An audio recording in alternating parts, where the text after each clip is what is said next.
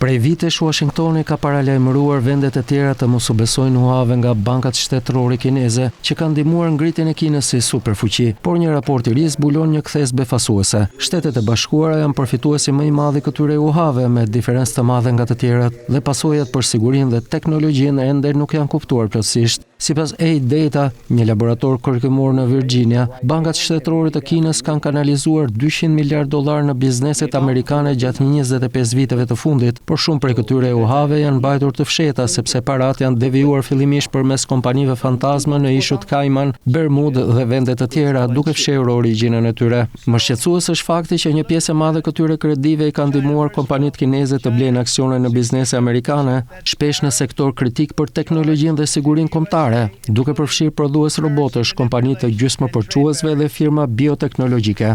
Raporti zbulon një rrjet huadhënie shumë më të gjerë dhe më të sofistikuar se sa mendoi më parë, një sistem detyrimesh financiare që shtrihet edhe në shtetet e tjera të pasura, si Mbretëria e Bashkuar, Gjermania, Australia, Holanda dhe aleat të tjerë të Shteteve të Bashkuara. Ekspertët theksojnë se huadhëniet e fshehta i kanë dhënë Kinës kontroll mbi teknologji kyçe. Luftra do të fitohet nëse arrin të kontrollosh produktet që janë kritike për funksionimin e një ekonomie, shpjegojnë ekspertët. Marrëveshjet e financuara nga bankat shtetërore kineze janë veçanërisht problematike. Këto banka kontrollohen nga qeveria qendrore, që do të thotë se ato drejtohen për të përparuar objektiva strategjik të Pekinit. Në total, raporti tregon se Kina ka dhënë mbi $2 trilion në të gjithë botën nga viti 2000 deri në 2023, dy fishi parashikimeve më të larta të mëparshme. Një pjesë e madhe e uhave për vendet e pasura është fokusuar në mineralet kritike dhe asetet e teknologjisë së lartë, duke përfshirë mineralet e rralla dhe gjysmëpërçuesit që nevojiten për avionet luftarak, nëndecet dhe rrjetet e telekomunikacionit.